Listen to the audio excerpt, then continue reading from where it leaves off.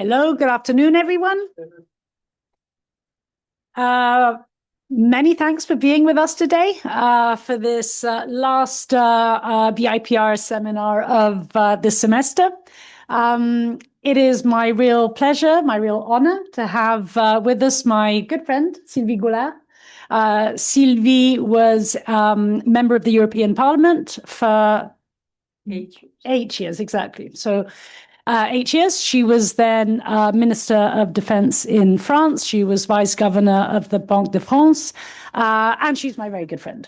In fact, for those of you who want to know more about Sylvie, I warmly invite you to listen to the podcast that Amanda Sloat and I host, and Sylvie was one of our guests. So if you want to know the sort of inside story of Sylvie, please do listen to that conversation.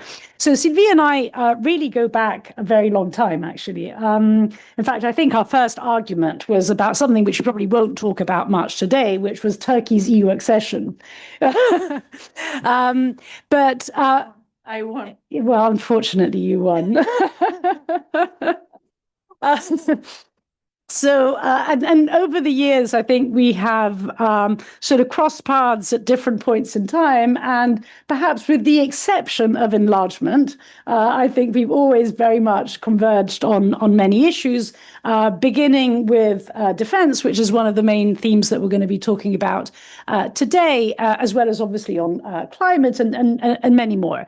But above all, I think that what really marks, in my mind, who Sylvie is a committed European. And I think at this point in time, I think it's quite something that we're actually having this conversation today. And as we know, as we speak, is a pretty important European Council, which is going to be deciding a number of key issues, including issues related to trade policy, the EU-Mercosur agreement, but perhaps primarily, I should say, issues related to war and peace on our continent.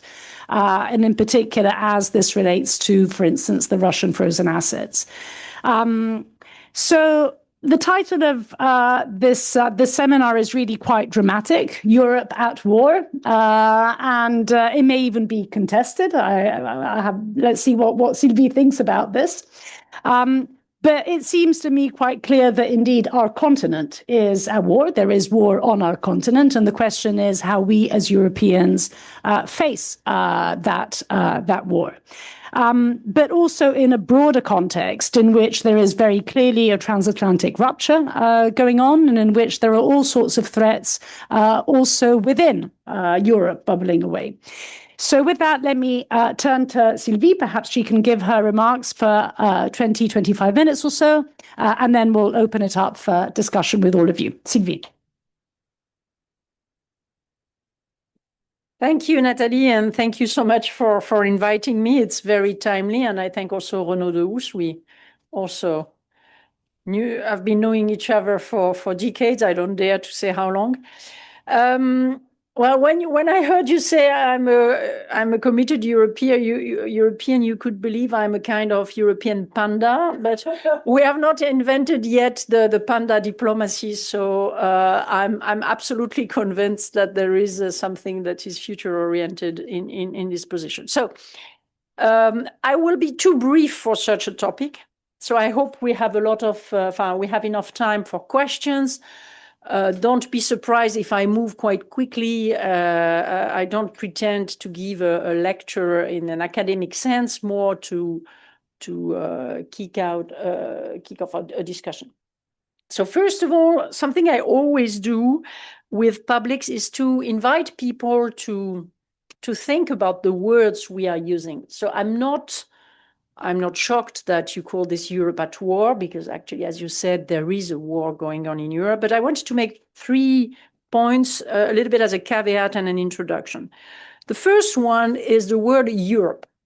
The word Europe is used, you will see this in the press, and everywhere Europe is doing that, or Europe is not doing, etc. And we should make the effort to ask ourselves what we are talking about. Is it geography, including, I don't know, Switzerland, Norway, and the eastern part of Europe, or Balkans, etc.? Or is it the political entity European Union with certain rules and institutions?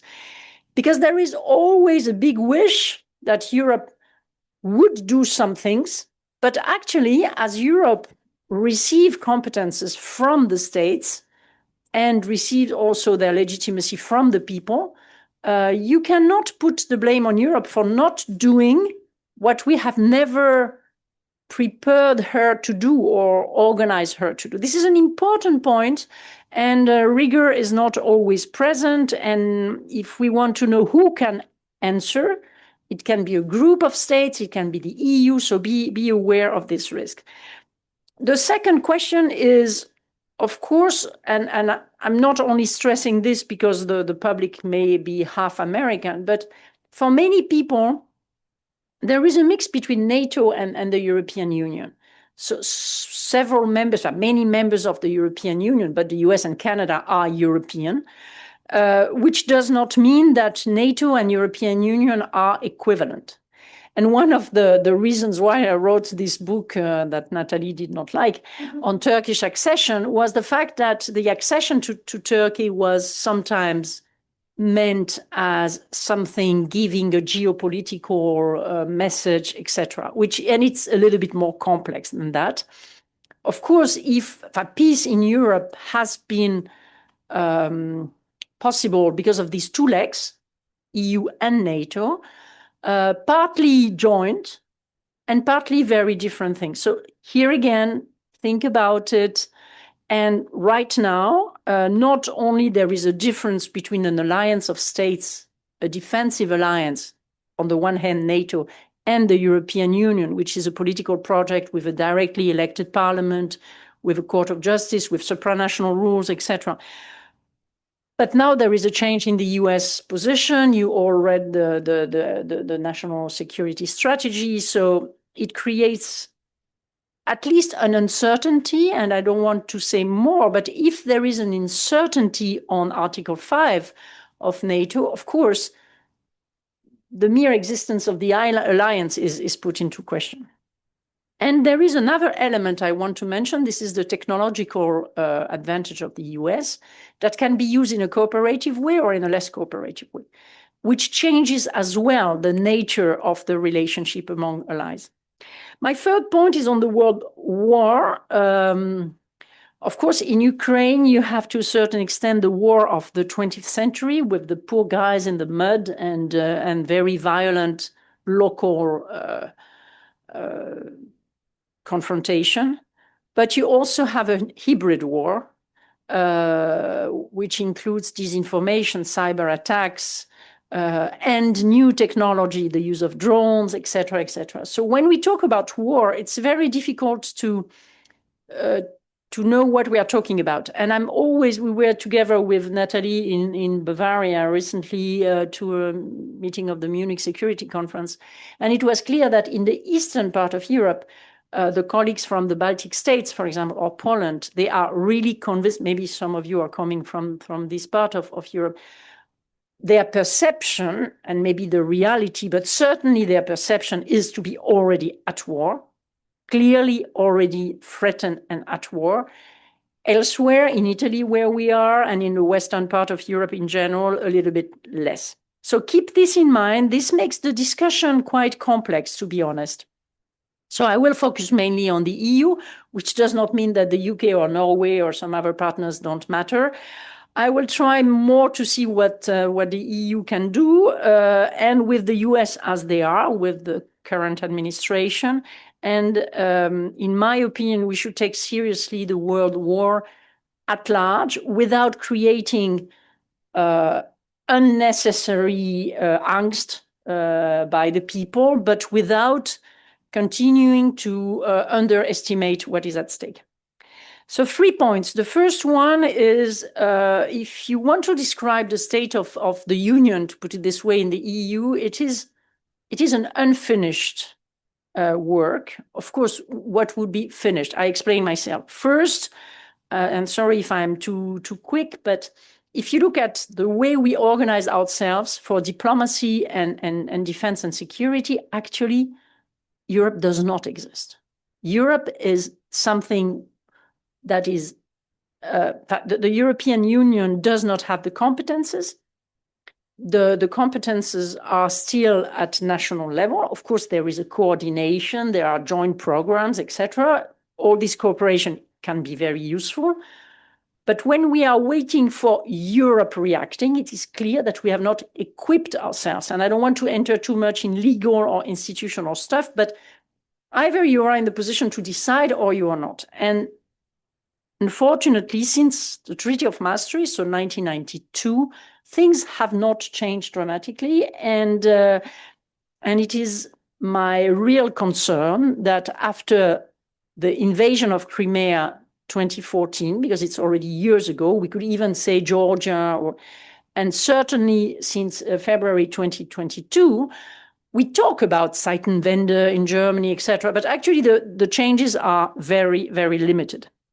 The second aspect is that, and this is something I must confess I would have not expected myself, but it is something empirical we observe, is the fact that we are not organized in the field of defense and diplomacy weakens the instrument that we already have.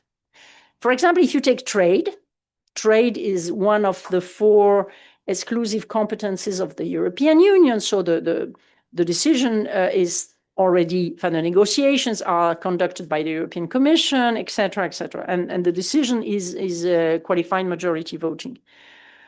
But when you discuss, as it was the case during the summertime, with Trump administration, with the people who are providing security for part of the EU, the fact that you are supposed to be strong in this field does not matter so much, because you can be blackmailed because of your lack of. So even in the fields of single market, trade, euro, etc., where we are supposed to be better organized, actually we observe that it is not functioning very well, and we pay a very high price for not having all the tools governments usually have when they want to act on the international stage. And in the world of states, I wonder, I don't have the answer, if we can continue to pretend to be something else than a state, but permanently comparing our strength or our lack of strength with what states can do. And here you have one of the main contradictions of the Europeans. There are plenty of good historical reasons or whatever identity. I just want to look at it not in a passionate way, just saying. And I remember when I was with my governor at the Governing Council of the European Central Bank, we permanently compare the performances, the standards, whatever Europe is doing with what the US is doing. But the Fed has an interlocutor, which is the federal government. There is a federal budget, and there is also an army, etc., which plays a certain role. Third point, and this is maybe the most worrying, but I'm not going to be long because you are in Italy, so you have heard about the Draghi report, etc. I would say that not only there are weaknesses in the institutional setting, but much more. We have not invested enough in our future. We have not invested enough in research and development, which also has to do with the lack of defense spending, because in the US, DARPA and some other institutions played a huge role in channeling capitals to new projects or technologies, et cetera, et cetera. So we are a little bit not well equipped, but we also have not invested enough in the future. Fourth point on the EU, we have some Trojan horses inside. It is absolutely clear, and on this I will be blunt, some political forces are anti-European. They want to take all the advantages. If you compare with some years ago, because of Brexit, they don't talk so much anymore on leaving the European Union or leaving the euro. They want to stay inside, to be the fat cat that receives the money, but they consider a little bit the EU as a bancomat more than a political project they are part of. And of course, the current US administration is also playing with this and is trying to divide the Europeans. Steve Bannon said years ago, so it's our fault if we did not react strongly enough, that one of the objectives was the destruction of the European Union. Because if you're a nationalist, if you consider that there is nothing above the nation state. The union has no reason to exist. And there is a strong influence in the decisions taken by the European institutions. Unfortunately, we saw it on the greening. There are real assaults of lobbying from outside and some governments inside by the very cheap argument. If you have questions, we can discuss this, that we need to simplify, that we need, of course, rules should always be simple in a democracy. I'm not in favor of complicated rules, but when you have a very complex issue, a whole economic system working without taking into account the natural capital and the negative externalities, it's quite difficult to make change happen without any pain or investment, etc. So these are the 4 points on the EU, not a rosy landscape, but I think we are not here to be rosy. On the other hand, I'm absolutely convinced that one of the reasons why we had these 80 years of peace and relative prosperity, etc., was the fundamental change behind the European Union. And if you need to remember one sentence of what I said, is that what is the European Union? It's a system in which you put the rule of law before the use of force. So you are maybe a larger member state with a larger population or whatever, like Germany or France. You don't bully the others. You consider that you can interact with them. I'm not saying this being naive. It's exactly this idealistic vision that is very realistic, because at the end, if you abuse the people around you or you frighten them, short term, they can obey, but one day or another, the system does not exist anymore. So we absolutely need to stick to what we have done, evolving, of course, a lot. If I was in charge, I would say that my priorities would be, first of all, to help Ukraine as much as possible, because it is about European security and it is the place where war is happening. And once again, always make a difference in a war, because between the ones who are the aggressors and the others. If you put all the people on the same field and you say, well, at the end, it's just a matter of deal. It is not, first of all, what international law is about, and it will prepare future conflicts, because actually part of the ones who are to whom you impose a solution will not be. We experienced this in Europe. After the First World War, the logic was Germany was the aggressor. We need just to put the blame on them. And what it created at the end, the Nazi regime. After the Second World War, people were clever enough to say, well, the best thing to be in peace is to all thrive and all develop and cooperate and have a single market, etc., etc. So this is the most important thing. The reboost of the economy is, of course, at the top of the agenda, including in a country like France, to look at our public spending. But we have lots of savings in Europe. We could do a lot by investing our own money in our own projects. So we have talented people, we have educated people. So I see no reason for us to be completely depressed. If we take also into consideration the social redistribution, because one of the reasons why Brexit happened and Trump was elected was also that part of the population has the feeling to be left behind. And we should listen to the people. We should not put the blame on them. We should try to find concrete solution. Then, of course, in the current situation, it's impossible to make a big step for Europe, a big step forward. I don't believe it. We should work with everything we have, but we can do a lot. There are plenty of procedures in the treaty to take decisions by qualified majority voting. If you are courageous, you remember that it happened. For example, 1985, the Italian presidency at that time decided to launch the negotiation that was paving the way for the Act Unique, for the single act. Mrs. Thatcher was opposing with Greece and Denmark, and the Italians say, okay, you know what? We move ahead. If you don't want to participate, you don't, but we do it. And I think beyond all the procedures, the clause passerelle and whatever, at the end, it depends on what the people in charge want to do.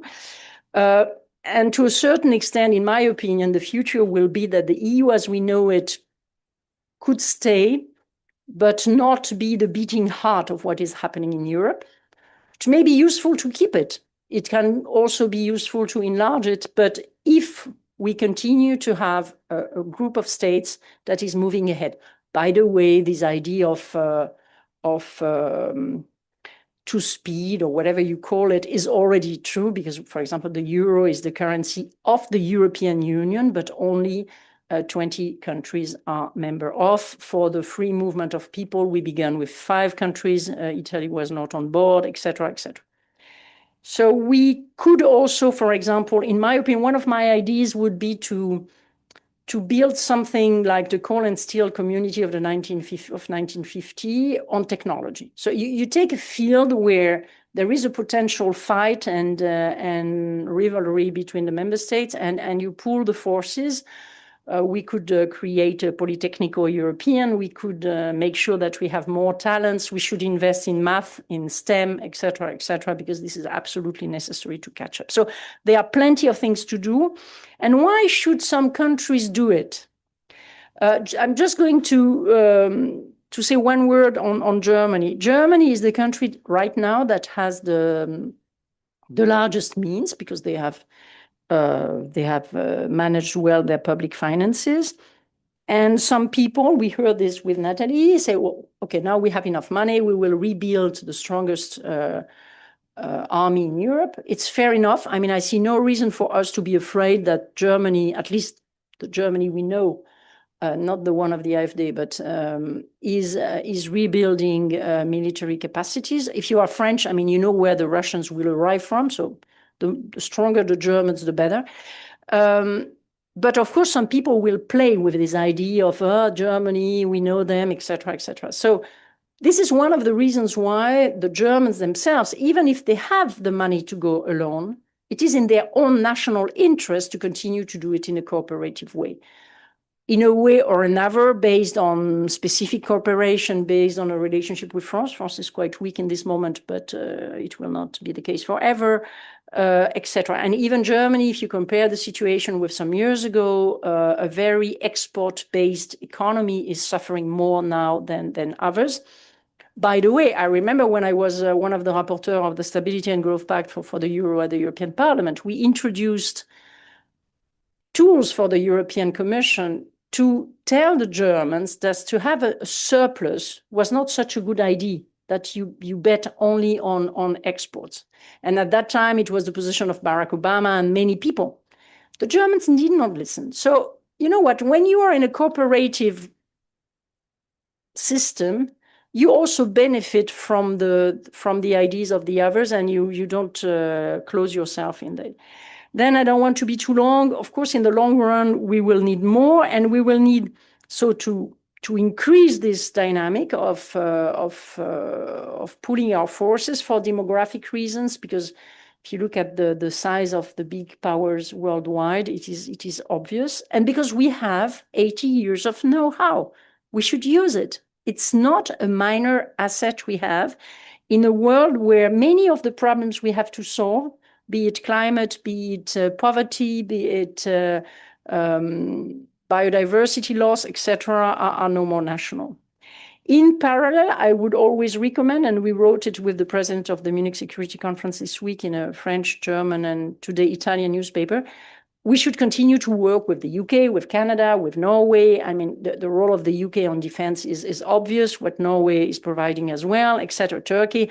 So it's not an inward-looking small Europe because we have the nostalgia of these times. Just to make something that remains quite coherent, also from a cultural point of view, because in my opinion, one of the mistakes we made was to ignore a little bit the identity and cultural aspects, even if we should not go too far in this direction. How likely is all this? I don't know, to be honest. I'm very modest.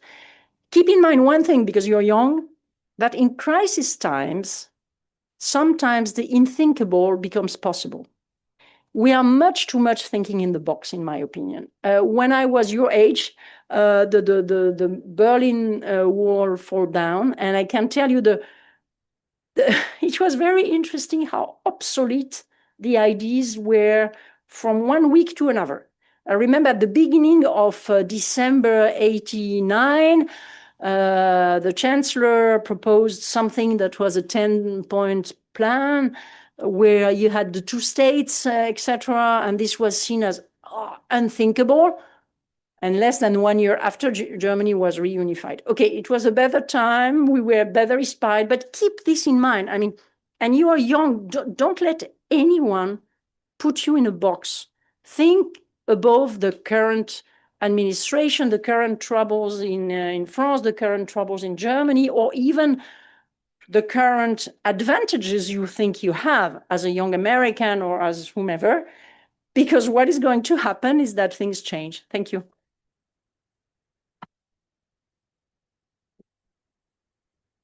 Wonderful, Sylvie. Before I open it up, actually, let me kick off with a couple of questions. The first is, well, in fact, both of them are really asking you to elaborate on, I think, two important points that you made. The first is, well, if the European continent is at war, there is war in the European continent, and if the European Union, for a number of reasons that you highlighted, is questionable in terms of whether the answer will come from within the EU as we know it, because the EU is not a state, because the EU does not have the competence, because unlike an alliance like NATO, the EU does not have a hegemon, because you don't need to be a state. You can be NATO, but it has a clear hegemon. Because I think actually in many respects, probably the most important point that you raised, because there is no longer the trust to the extent that you have members that in many respects are, or not in many respects, in all respects, are really playing on the other camp. So, how can you actually have sort of vital questions of peace and war amongst a group where you cannot trust everyone? So there are a number of reasons that I think you kind of point to in your talk there. And you then say, well, and therefore it has to come from smaller groups. And so my first question to you is, does this mean that the whatever it is that we're talking about would be born outside EU structures, a little bit like Schengen? Or are you suggesting that there are ways for them to be born within EU structures? So that's one question. The second question is, again, something that you touched on, and it is Germany. So I think even if we were to bracket out the question of what happens if the AfD comes to power, because we could make the same argument, what happens if the Rassemblement comes to power, what has happened when Fratelli d'Italia has come to power. So in a sense, let's just kind of and I feel always uncomfortable with this question because it then tends to be used as an argument and therefore Germany shouldn't be rearming. And I think there's often bad faith behind those suggestions because there's a threat now and it's a threat from Russia, as you were saying, and we know where the threat comes from. So bracketing out the question of the far right nexus, how would you nonetheless respond to the question of imbalance, right?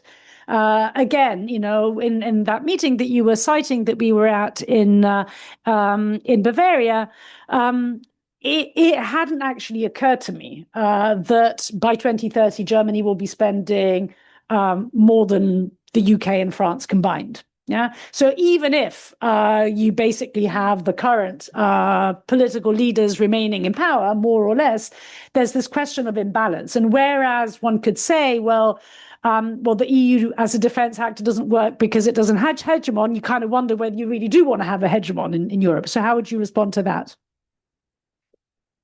Simple questions. First of all, I think you're perfectly right when you use the word trust. The main ingredient of a well-functioning European Union is trust.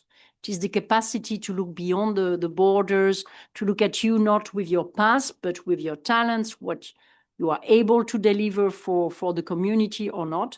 So this is, and to be honest, my experience, and I saw that you have here a room with the name of Alfred Grosser. Alfred Grosser is someone I knew very well. He was my teacher at Sciences Po, but we have been discussing for 20 years on Germany. And this generation, they were giants, and they were people who experienced war skin in the game. Alfred Grosser was in Marseille. He was a young German Jew. His father left Frankfurt in 1933.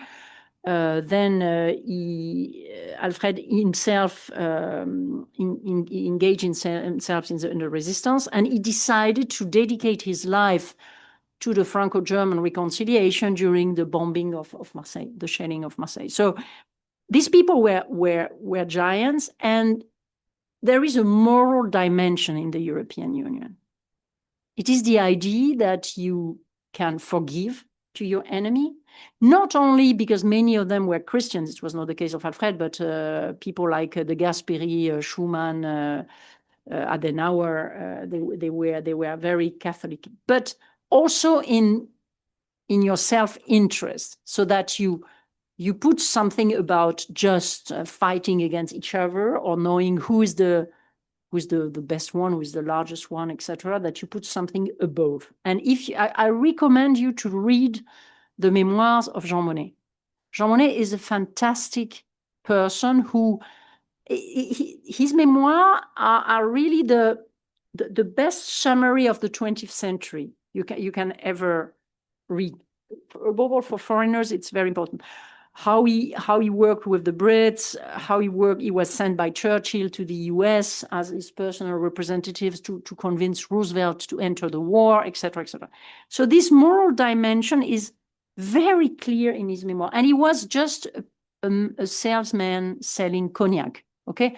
The reason why his family was cross-border is that because they were in business, they were selling something that was mainly bought by Anglo-Saxons. And so that's the reason why he knew so well the UK. But so that's the reason why we should not be so much on the defensive and say, the Europe does not function. What we achieved in Europe is a miracle.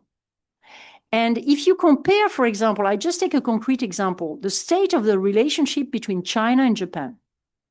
China and Japan were enemies during the Second World War. They have not even begun to open the kind of cooperation we have put in place with Germany, including the civil society, I'm chair of an institute in Germany called the Deutsch-Französisches Institut. They invented in 1948 the first, how do you say, twin cities. Can you imagine? 1948, the Federal Republic of Germany was not even born, and some people from the civil society said, no, two world wars in 30 years, we need to invent something else.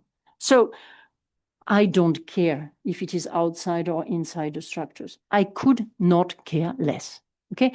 The main problem is the will to do it. If you are convinced that to cooperate, once again, is in mutual interest, not just idealism, but it is the best way to safeguard the future and to be prosperous, then just do it. Do it inside, do it outside, who cares? The question is that you can, of course, have an incubator outside, as you said, for Schengen or for the Euro. And then you put it inside if enough countries accept. With one caveat, we should get rid of the countries taking the EU for a bancomat.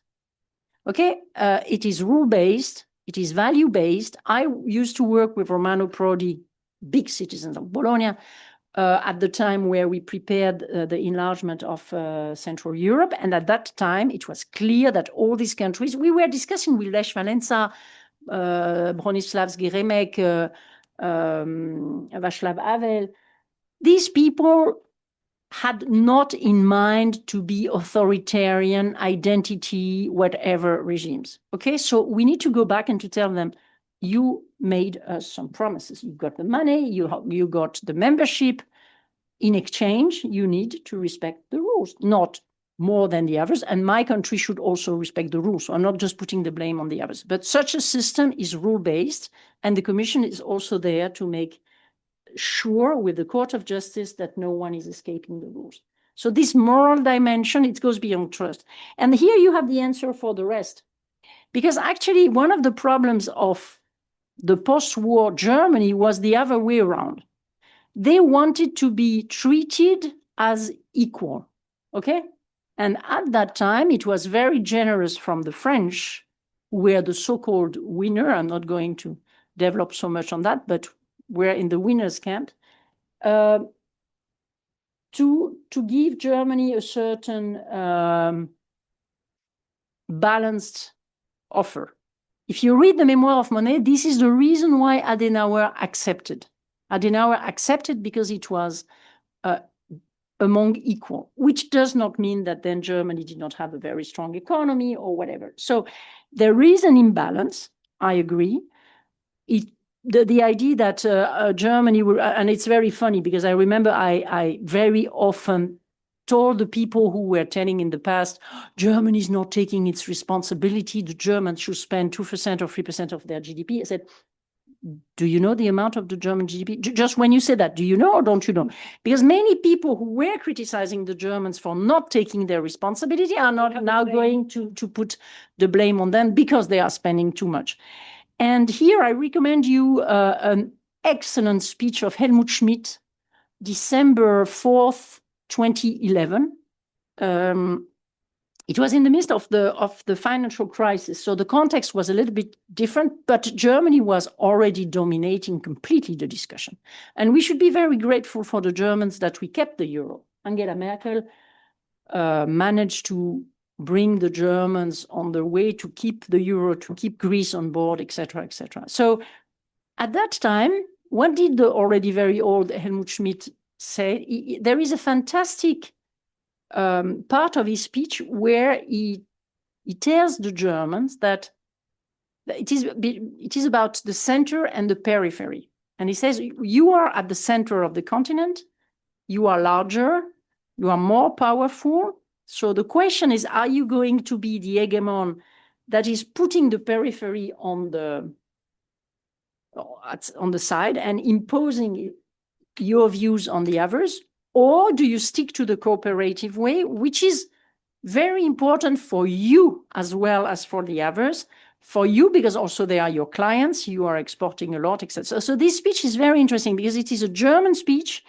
It makes, Schmidt, former chancellor of the 1970s, made a reference to the history, of course, but it was not just about history. It was already the idea that large and small, and by the way, you cannot understand what the European Commission is if you don't understand that it was invented to allow countries of very different size to live together.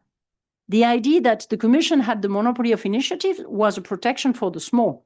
Look at the size of the delegations at the European Parliament. The people being in favor of giving the initiative to the European Parliament take the risk, or in any case, are pleading for something in which the French, the Germans, mainly the Germans, will be more able to. So as Thomas Mann used to say, either you have a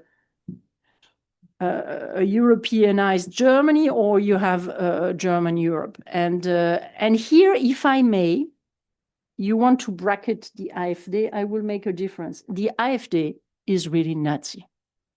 These people are really dangerous. I'm not saying that Le Pen is not or Lega is not, etc. But knowing the history of Germany, knowing the way it was very difficult in the country, they did something that quite no country on earth did, which is to look back at their history. We did not on colonialism, for example. Okay. But it was perceived by many people as a constraint. In a Keule, there was a famous controversy 10 or 20 years ago. So be careful on that, because the German institutions are strong. It will be only a coalition government. Even if they win the elections, they will keep a president above the chancellor, etc., which we don't have in France. So I'm not saying that France is not dangerous. But because of the history, AfD has another dimension, and And you know that one of the slogans of Hitler was Alles für Deutschland, and they used Alice für Deutschland because of Alice Weidel. You need to, if you speak German, you need to listen what do these people say. I mean, by the way, I totally agree with you. All I was suggesting is that I don't think that the AfD point is an argument. No, I agree.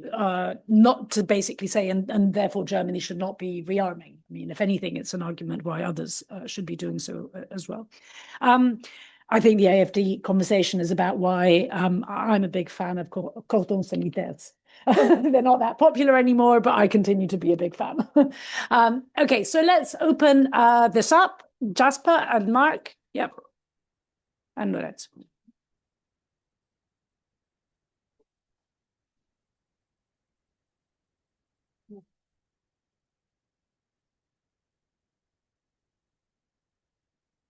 Introduce yourself, please. You can stand up and speak with your own voice. And by the way, while the mic is coming on, if there's anyone online to ask questions, please chip in. So my name's Jasper Rügemer. I'm an MEPP student here, and I have a question for you that builds on some discussions I've had earlier. I asked Paolo Gentiloni a couple days back why European leadership rhetoric is essentially appeasing the West right now and the public, rather than going into critical discussion on what it actually would take, what it means to assume leadership for the European continent. And I want to get into how this can be addressed, because there's a gap between, for instance, what Friedrich Merz is promising, what he is saying to Western leaders, and then what he actually does. Then in Germany, there's a growing number of people showing fatigue towards the war in Ukraine, for instance, and this is something that I feel like should be reflected in what he's talking about on the global stage, and throughout Europe with other leaders. So the first thing I'd like to know is how this can be kind of addressed. And then I think that's it. And of course, I'd also like to hear your thoughts on the appeasement of the West itself and how European leaders can break free from this, and kind of assume the leadership more themselves, because I feel like that is what Europe lacks right now. And of course, the means to actually supply defenses, and so on and so forth. And you said yourself with the US breaking free and now Article 5 becoming a little bit more questionable. So how can Europe equip itself at rapid speed to address this gap? Thank you. Okay, in your questions, there are several questions. One is the equipment, the fact that we need to buy, and here the German decision is a game changer, because we need to go for re-equipping ourselves. By the way, it was not the case during all the Cold War. It's quite recent that we have given up on defense or reduced. Until the end of the 1990s, you had several countries spending quite a lot of money. So there is a question which is the practical ones on the equipments. And here, something I did not say, but that is important, another reason to go for some kind of cooperation, coordination, collective, than the degree, is also to have economies of scale and to make sure that the material you buy is interoperable, etc. Because right now you have governments having a bilateral discussion with their own industry in many countries. And to be honest, I experienced that myself, to a certain extent also trapped by or hijacked. Some political objectives are hijacked by industrial ones. So there is a material, and the truth is that it is quite difficult to spend wisely, to define what you need. In my opinion, one of the risks the Germans are facing is that when you have so much money, you will be tempted to buy. sometimes it's better not to be too rich, if I may, to use money in a smarter way. So this is the question. What do we need? I've not seen a real discussion, maybe it is secret and I hope so, on why do we need 5% of GDP and not 4 or 3 or 7? Because it depends. For example, you know the story of the drones. Everybody say, oh, look at how the drones are important in Ukraine. Yes, but because they don't have airplanes. If you have aircrafts, if you have the Rafales or some others, maybe you will use less drones. Or do we need a shield like Israel has? Yes, but people should remember that for a territory like Israel, one evening of use of their shield is 1 to 2 billion. So what can we afford? What is the most efficient? Shouldn't we spend more money on disinformation and to protect us from cyber attacks? What about the marine cables that are also a point of weakness, et cetera, et cetera? So there is a material. The other question is that, and here it's more difficult, even if the first one is also difficult, because what is leadership for? Europe was created against war. So how do you equip for war an entity that has in its DNA the rejection of the use of force? And to be honest, is it to do the kind of thing the US did in 2003 in Iraq, to go on an analysis that was biased?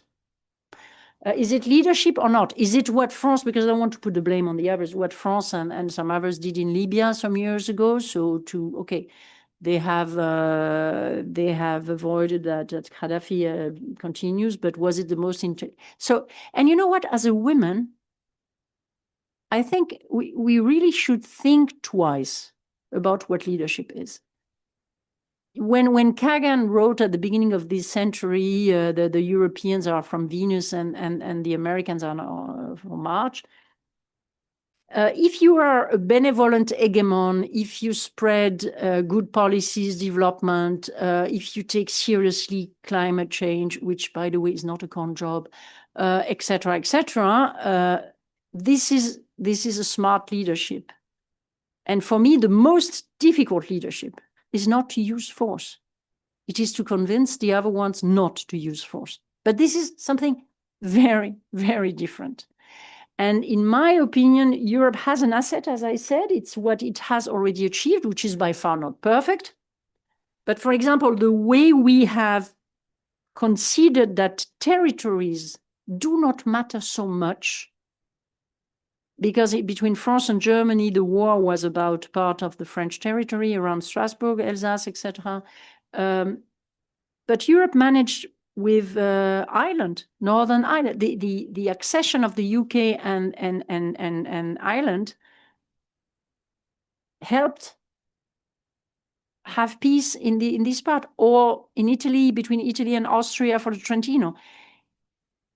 Isn't it leadership to manage to convince that there is another vision of territory? Let's say if we would manage to convince between Morocco and Algeria that instead of fighting against each other for pieces of deserts, they could say they could find the solution that fit them and have a single market and have the free movement of people, etc.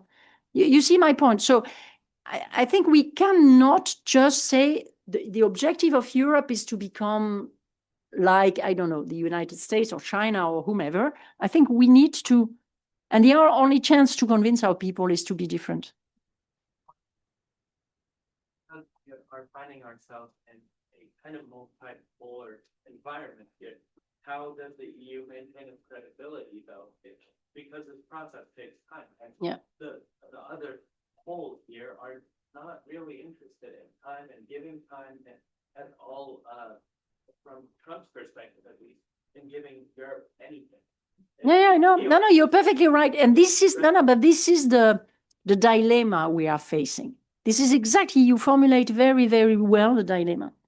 On the one hand, you're right. We must be quicker, we must decide, but at the same time, Trump is doing everything to put the nation state before cooperation. Huh?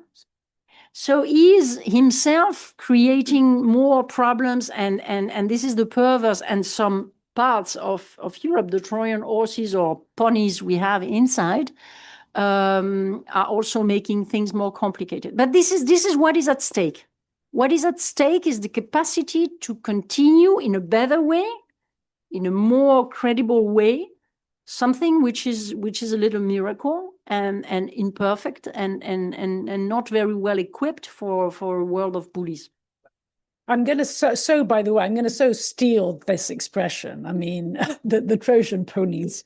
You know who I have in mind with that. Totally. Copyright Goulard. Maybe we take another question. Huh? Yeah. Mark. And then, yeah. Thank you. That was extremely interesting and I'm Mark Gilbert. I teach history here. And a number of my students are going to be going away from this lesson very interested, I'm sure. I too rather admire the memoirs of Jean Monnet, but I can't help but feel there is another set of memoir by an equally great Frenchman that we ought to look at with more interest, which is that of those of Charles de Gaulle, who I think understood the realities of realpolitik rather better.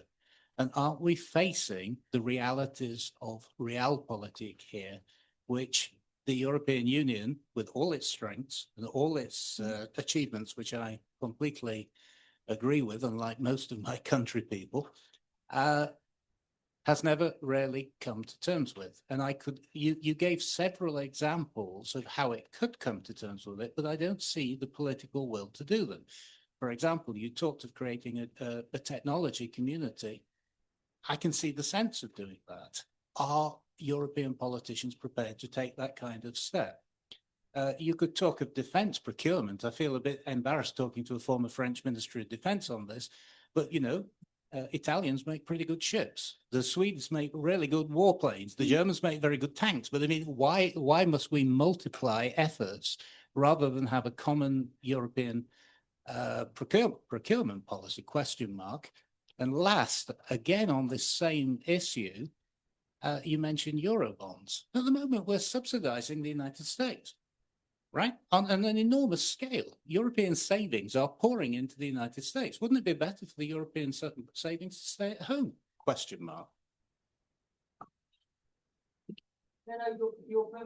First of all, on de Gaulle and Monet, it's very interesting to see, and I'm sure that your students must be briefed by you on that the two, they can be seen as two opposite poles, and actually they also cooperated.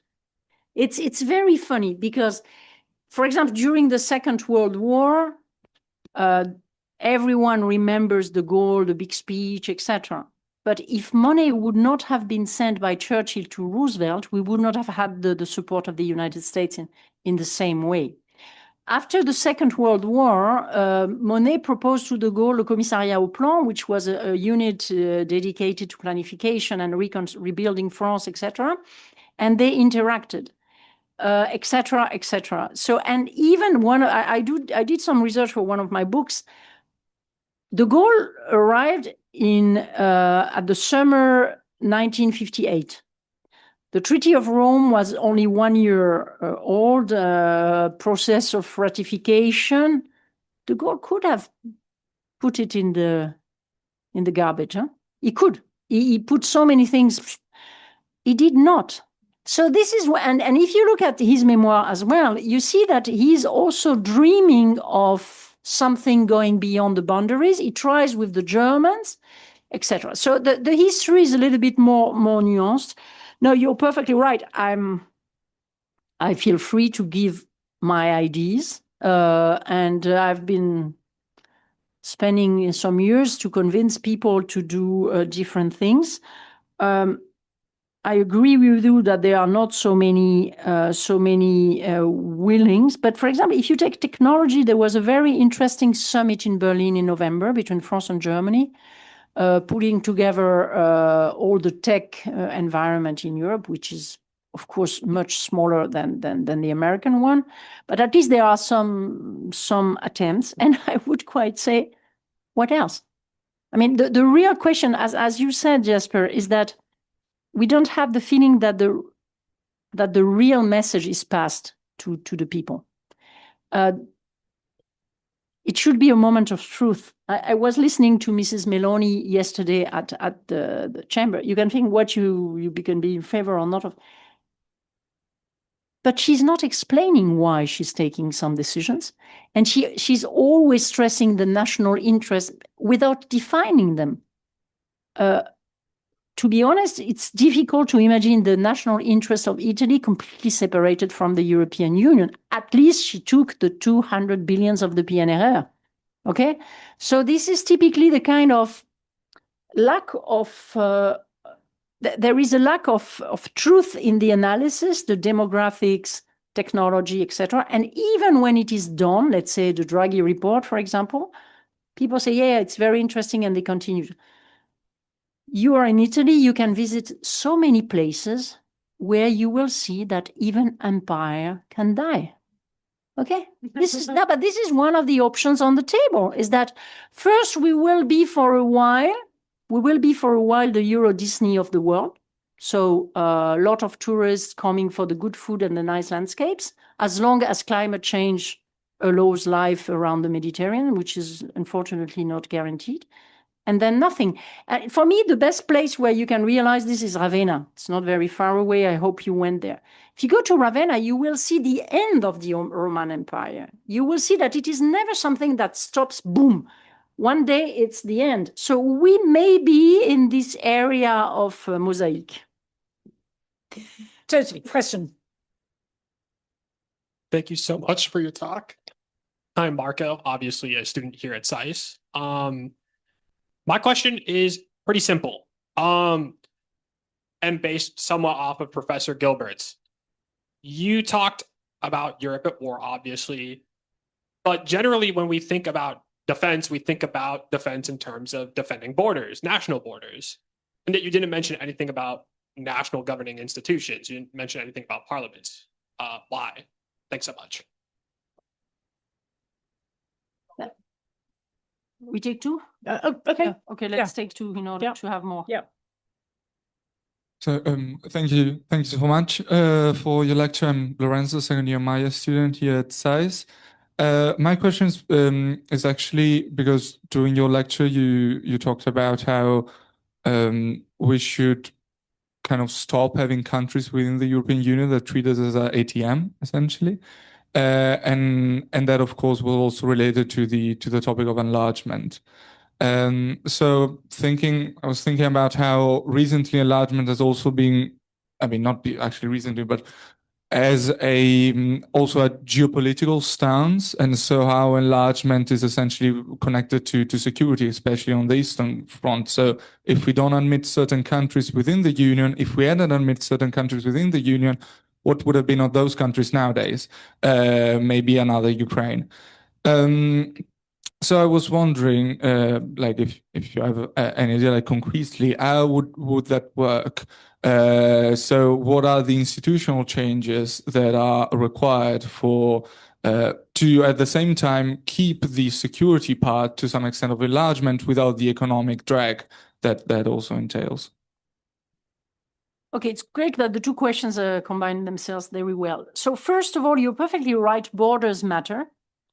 And that's the reason why I've been discussing with Nathalie for more than 20 years, is that on the one hand, enlargement is a way to, as your colleague said, to spread stability, to avoid a kind of vacuum at the center of Europe, to make sure that after a dictatorship like in Spain, Portugal, Greece, and the communist countries, you introduce the rule of law. So I'm not at all saying that all this is not valuable. On the contrary, and when I worked with Romano Prodi, Romano would say that his commission was la Commissione dell'allargamento, and with exactly this idea that we could not leave countries that are fully European, and I want to insist on that. I'm not saying that we are different or we are more European or more legitimate, whatever. But the truth is that it's in the making that you can reach your goal or not first, and I will come back to your question. And then if you permanently move the borders, you destroy the sense of ownership.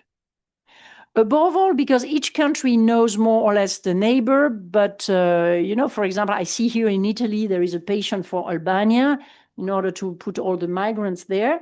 Well, if you are in Ireland, Albania is quite far away, or if you are in Sweden, Cyprus, etc., etc. So it is perfectly clear that borders at a certain moment should be defined.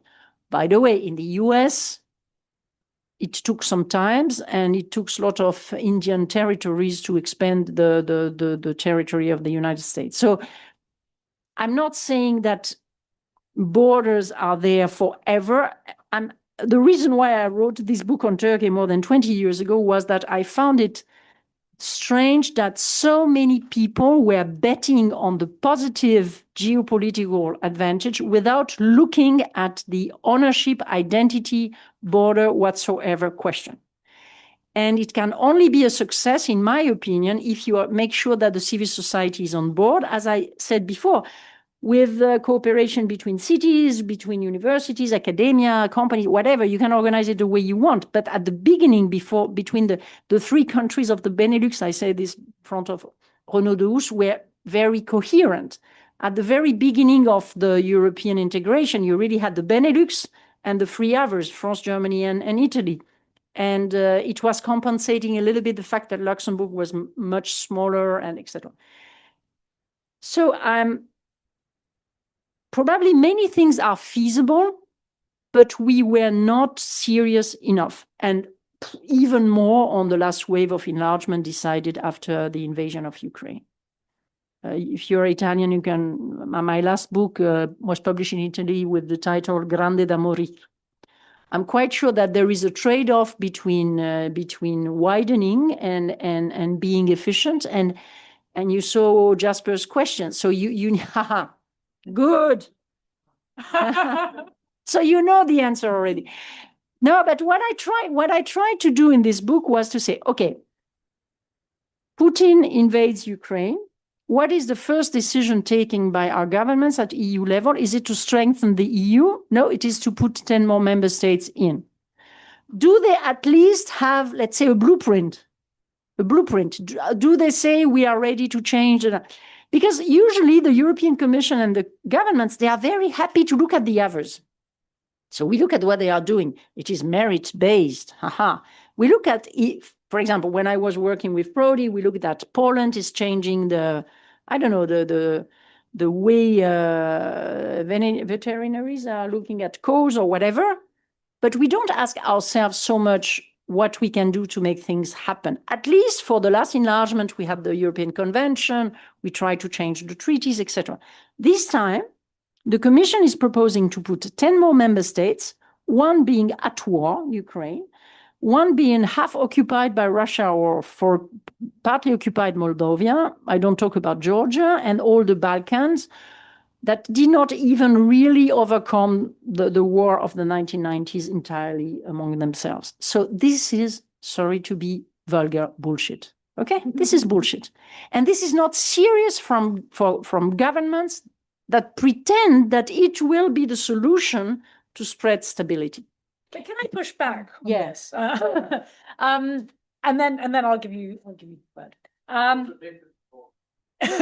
But okay, but do you, okay, granted that, okay, obviously you cannot enlarge forever. Granted that you need to have a serious process. Granted that serious process, it would be nice to have it also once you enter the European Union. So granted all of this, do you not see at all a security logic to enlargement? Because yes, no, but yes, but the problem is that the rest is not at all granted. That's my point. Okay, fine. No, but that's so my maybe we point. agree in the end. No, but my point is that no, because some people say let's do it and we will see afterwards. No. With Giorgia Meloni saying that she does not want to deprive the future members of their veto right. Now, come on, this is perverse. Well, okay? I mean, her support for enlargement is not unlike the British support for enlargement when they were in the European Union.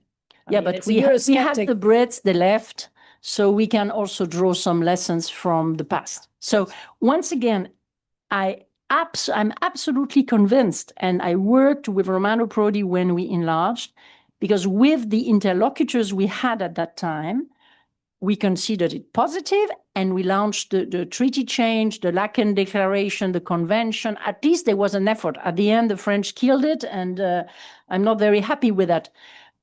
But the Lisbon Treaty reused a lot of the work done. So let's say this time, I've not seen a one-pager on how would we decide, which policies would we put at the top? Because if the reasoning on geopolitical is right, then the budget should be defense focused, etc. Yeah. And not we keep the CAP as it is, we keep the cohesion funds, etc. And all member states, because figures matter, all the 10 states that are not yet member but are on the list are all poorer than Bulgaria right now. So the need for some transfer is huge. Once again, you can say, I'm ready to pay for that because it is an investment. But they don't say that. They don't campaign. They don't try to convince. And very, very last point, one of the reasons why I'm a little bit worried is that I was born on the Mediterranean in Marseille. The more we insist that enlargement is the only solution to spread stability in our environment, the more we leave Northern Africa without any answer. And I'm not quite sure that even if right now the crisis, if everything is burning in Ukraine and Moldova, I'm not at all underestimating. But the kind of relationship we envisage with North Africa and Africa, with the demographic challenge and all the resources of these countries, because we should stop talking only about the problems. Africa is one of our chances for the future. What is our answer? Zero, nothing. And it's an exclusion logic where at the end, you even stress the fact that you accept the people who are Christian and white. Okay, that's what is disturbing me. Thank you, ma'am. My name is Jason, first year Meyer student, sorry. So I apologize to somebody who's heard the question before because I've asked it before. I just wanted to get an answer from it eventually one day from somebody. So I was in the American Army, and I would train with European militaries, and eventually we'd always get to ribbing each other about whose country was worst or whose country was better, et cetera, et cetera. And then we would just turn to complaining about each other's countries. And when I worked with the European military members that I worked with would always complain that their respective countries' youth was weak. They don't like to do manual labor anymore, that they're soft on, et cetera, et cetera. So I think it's great that Europe is pouring more money into defense, but isn't that money that's being poured into defense made irrelevant if nobody actually wants to join the country's militaries? And like you talked about before, that it's the past 80 years, it's been in Europe's DNA to reject war, but doesn't that argument then come back to bite Europe in the ass when they actually need potentially in the next 5 years, according to some estimates, to fight a war again? And do you think that it's a collective European responsibility in a transnational sense to develop I don't want to say an identity that is pro-war, but at the very least, the realization that it is kind of a collective effort? Or do you think it's left to national governments, and then how would said national governments go about kind of either combating the image that of these military members that their youth is weak, or that that they're not weak, that they just need another perspective, or et cetera, et cetera? Thank you. Thank you. Your colleague can testify that I put the answer already in the book. So it's not just because you said you had no answer. I agree with you 100%. And this is one of the points I regularly made in front of publics. Defense is not just about equipment and money. Absolutely clear. You need to know what you are fighting for. Is it a territory? Is it a national territory? Is it values? Or because if you look at the Americans in history, and we should always be grateful. I was educated by parents, thought French, if I may say so, always stressing what we owe to the Americans and the Canadians and the people who died on our beaches to free us. Okay, so, but at that time, and probably until Kennedy, more or less, this idea that America was the beacon for freedom and that the Americans were fighting for the United States, for the leadership, but for something bigger than themselves, was absolutely clear and present. And you can be proud of it as an American. As I said, now in Europe, we are facing, I don't consider our youth weak. They are the product of a society that first, as I said, refused war. Second, in the last 20, 30 years, maybe wrong, the analysis of the defense administrations, etc., was that what we need is a professional army ready to be deployed outside Europe for fighting terrorism, or let's say Afghanistan, Mali, whatever. So that's the reason why we stop conscription, etc., etc. Which, by the way, created also internal problems, because in my opinion, it is one of the way you create a community, by putting people together, if you put really everybody together. So you're perfectly right. But what the Americans could do, if they are serious in saying we want burden sharing, which is perfectly normal, we are rich enough, big enough to defend ourselves, maybe with the alliance, but it is to help to rebuild this spirit, but once again, of a benevolent hegemon. And I can give you an anecdote. During the phase where we had so many terrorist attacks in France, there was a terrorist attack in the high-speed train between Paris and Brussels. And the terrorists were blocked by 2 American soldiers. They had no arms, but they were trained. And it's clear that you need to be trained to act. You see, you need to be mentally trained, you need to be physically trained, you need to be supported by the society, etc., etc. So this is all the work we need to do.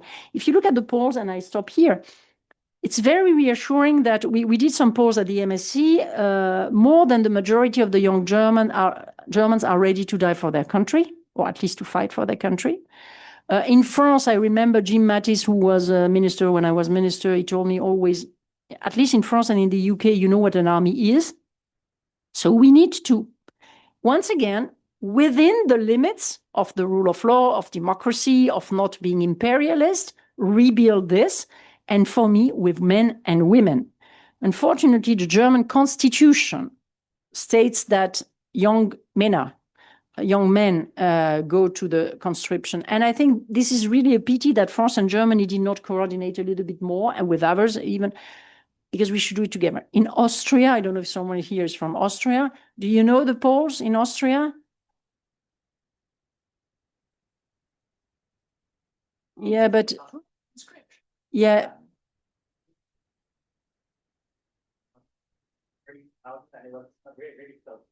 But I had another figure in mind where the answer of are you ready to die for your country was around 15%. So, but it's a neutral country. Its history of the post-war was based on the Treaty on Neutrality, etc. So, you know what? Each country should do the work history requires. And in my opinion, once again, to do it together can be an advantage. Not saying that we defend something wishy-washy, something we don't know what, but even if you put people again as patriots in this kind, if you consider your patriotism within something larger and not against your neighbor, then it will show that we have learned something from the 20th century. Okay, let me see if there's another question. Any other questions? I can't see people at the back. Yeah, okay, Michael. Thank you very much. My name is Michael Knotz. I'm a second-year Maya student here at SAIS. I'm from Austria. And in the beginning, you said about a couple of problems the EU is facing, and there are also non-legal possibilities to achieve a new direction for Europe, but that requires some brave action from the politicians. What do you believe are requirements, or so to say watershed moments, that would enable this bravery? If not now, when? No, really, it's once again, I mean, what is happening in Ukraine is not just a war in Ukraine. Vladimir Putin is pretending that we were threatening him, and he could have asked for a conference. Okay, he could have said, I want to discuss, or use all the NATO, Russia bodies that exist, or the OSCE or the Council of Europe. I mean, I'm not even putting the blame on someone who is feeling threatened, okay? But what happened is the implementation of his views expressed in 2007 at the Munich Security Conference, expressed in 2021 in the memoranda he sent to the US, that actually the end of the USSR is not normal, and that he has a right above the countries that were in the, what do you say, Varsovia Pact? No? Warsaw Pact. And this is the key question. The key question is, who's next? Who is next with someone pretending that by force he can create the space that is safer for him, killing thousands and hundreds of thousands of people, taking the children of the people of Donbass, etc., etc. So this is what is at stake. So for me, if this is not a watershed moment, I don't know if you have in mind the map of Europe. Look at the corridor between Kaliningrad and Belarus in Lithuania. Remember what happened to the Baltic states in the past. Putin was in Germany when the Berlin Wall fell. He was there for the KGB. I remember at that time, the Soviet army had 370,000 soldiers in the GDR. Okay? So you see, this man has not made the update of his software. So this is what is at stake.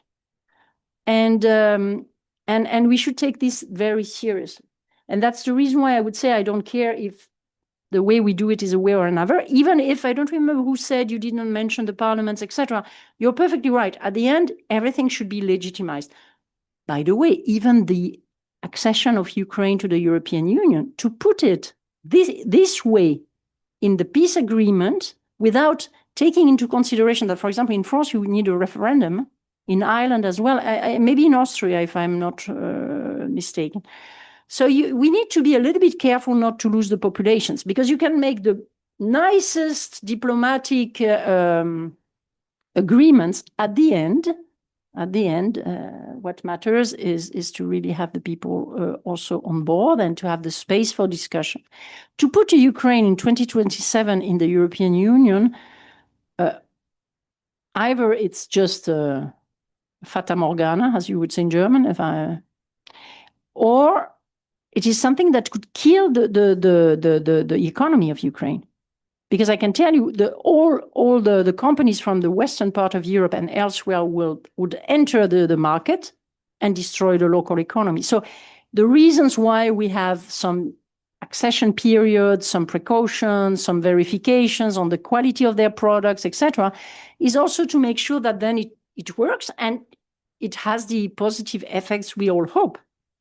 But it's something. So that's the reason why, in my opinion, the moment is now. And it's very difficult because, as I said, because of the ponies, because of the weakness. The French government, for example, is particularly weak right now because Germany is also a coalition that is not 100% easy because of the force of the social networks. You know what? I'm quite sure in 1950, when Robert Schuman did the incredible step to tell the Germans 5 years after the war, we put in a supranational pot some competencies, I'm not sure with social networks and Elon Musk, he would have succeeded. So we are in a very different environment from this point of view. Because, of course, government don't do enough to explain, but on the other hand, I don't want to put the blame on them because it's very difficult to be heard right now. And to be heard if you are nuanced, if you are not someone just blasting the whole media system every day. Sylvie, this has been fantastic. I mean, I think, my big takeaways from listening to you is that, yes, of course, in order for Europe to deal with all sorts of things, starting with war, of course, yes, institutions, policies, capacities, but fundamentally, this is a question about having, I would say, a kind of cognitive state of mind and a sort of understanding of the threats that we face from the threat, Russia, but also thinking about tech and the US and all the rest of it. Okay, so there's a cognitive dimension. There's clearly a political, or I should say political culture dimension, and the link between that and solidarity. But then there's, I think, also this emotional state or quality of courage, right? So, and I think in many respects, until and unless we get all those three pieces, it's only once you have those three pieces that the rest will follow. So this has been absolutely fantastic. I need to just yes, you can. Yeah, you can't miss your train. No, but just one word, and one of the points is nationalism. Keep this in mind. Right. People are trying to intoxicate you and to make you believe that you only have solidarity with the people having the same passport, which is not true, not least for climate change. So continue fighting. Thank you. Thank you.